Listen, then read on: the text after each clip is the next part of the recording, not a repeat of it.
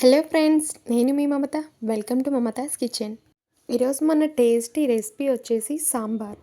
ఈ సాంబార్ వేడి వేడి రైస్లోకి కానీ ఇడ్లీలోకి కానీ తీసుకుంటే సూపర్ టేస్టీగా ఉంటుంది. మరి ఇంత చక్కటి సాంబార్ టేస్టీగా ఎలా ప్రిపేర్ చేయాలో ఆ సింపుల్ మెథడ్ ఏంటో ఇప్పుడు చూసేద్దాం. అంతకంటే ముందు మా ఛానల్ని ఫస్ట్ టైం చూసిన వాళ్ళైతే ప్లీజ్ సబ్స్క్రైబ్ చేయొచ్చు కదా. ముందుగా మనం సాంబార్లోకి ఏ పీసెస్ తీసుకోవాలనుకుంటున్నామో ముందుగానే కట్ చేసి పెట్టుకోవాలి. ఇక్కడ సొరకాయ హాఫ్ అయితే సరిపోతుంది. హాఫ్లోని కట్ చేసి ఇలా నిలువుగా పీసెస్ అనేది కట్ చేసుకోవాలి. అలాగే దోసకాయ కూడా హాఫ్ అయితే సరిపోతుంది. ఇలాగే నిలువుగా కట్ చేసుకోవాలి. అదేవిధంగా టమాటోలు కూడా, అదేవిధంగా ములక్కాయలు, కాస్త పచ్చిమిర్చి, అదేవిధంగా కరివేపాకు కూడా వీటన్నిటిని నిలువుగా కోసుకొని తీసుకొని పక్కన పెట్టుకోవాలి మనం రెడీగా.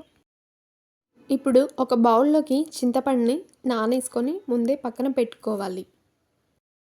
అదేవిధంగా అల్లంని కూడా కాస్త తీసుకొని పక్కన ముందుగా మనం ఒక బౌల్లోకి 2 కప్స్ వరకు కూడా కందిపప్పుని తీసుకొని రెడీగా పెట్టుకోవాలి. ఇప్పుడు ఈ కందిపప్పుని శుభ్రంగా కడిగిన తర్వాత మనం కందిపప్పు అంతా కూడా నిండేలాగా వాటర్ని పోసి స్టవ్ మీద పెట్టుకోవాలి. ఇలా 3 విజిల్స్ వచ్చేంత వరకు కూడా పప్పుని బాగా ఉడికించాలి.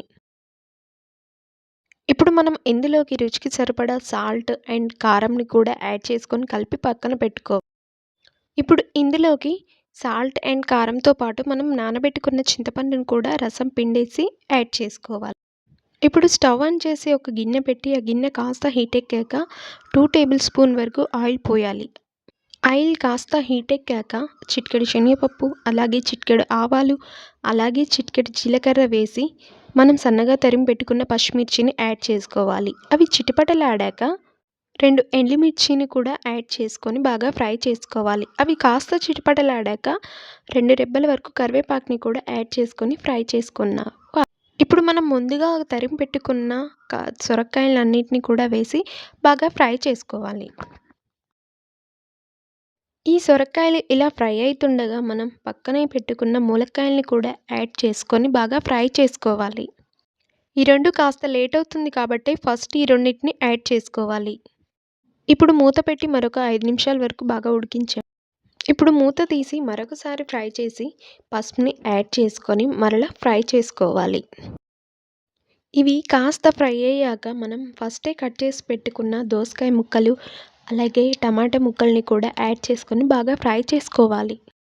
ఇప్పుడు మూత పెట్టుకొని మరో 10 మినిట్స్ వరకు కుక్ చేసుకోవాలి.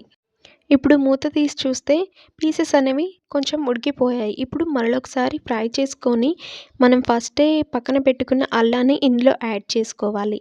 మరలా ఒకసారి ఫ్రై చేసి మూత పెట్టి మరొక 2 మినిట్స్ వరకు కుక్ చేసుకోవాలి. ఇప్పుడు మూత తీసి పీసెస్ అన్నిటిని కూడా మరలా ఒకసారి ఫ్రై చేసి మనం చింతపండు రసం కలిపి పక్కన పెట్టుకున్న మిశ్రమాన్ని అంతా కూడా ఇప్పుడు ఈ పీసెస్లో యాడ్ చేసుకోవాలి. ఇలా యాడ్ చేసిన తర్వాత ముక్కలు, పప్పు అనేది బాగా మిక్స్ అయ్యేలాగా గరిటెతో బాగా కలియపెట్టాలి. ఇప్పుడు పప్పు గిన్నెలోకి కాస్త వాటర్ని యాడ్ చేసి ఒకసారి తిప్పి ఈ పప్పులోకి మళ్ళీ యాడ్ చేసుకొని బాగా కలియపెట్టాలి. ఇంకా ఇప్పుడు మనం సాంబార్ని ఉడికించడమే లేటు. ఈ సాంబార్ అనేది ఎంతసేపు మరిగితే మనకు అంత టేస్టీగా ఉంటుంది. సో చాలాసేపు వరకు మరగపెట్టండి. మీకు ఏ కన్సిస్టెన్సీ వరకు కావాలో అది వచ్చేంత వరకు కూడా ఈ సాంబార్ని బాగా ఉడికించండి. మధ్య మధ్యలో తీసి టెస్ట్ చేసుకోండి. సొరకాయ ముక్కలు, ములక్కాయలు ఇవన్నీ బాగా కుక్ అయ్యో లేదో చూసుకొని ఒకసారి టేస్ట్ కూడా చేయండి. ఇక్కడే మనకు కారం, సాల్ట్ అనేది సరిపోయిందా లేదా చూసుకొని కావాలంటే మరి కొంచెం యాడ్ చేసుకోవచ్చు. ఇప్పుడు మూత పెట్టి సాంబార్ బాగా మరిగేంత వరకు కూడా ఉడికించాలి. ఈ విధంగా మరిగేంత వరకు కూడా సాంబార్ని బాగా ఉడికించాలి.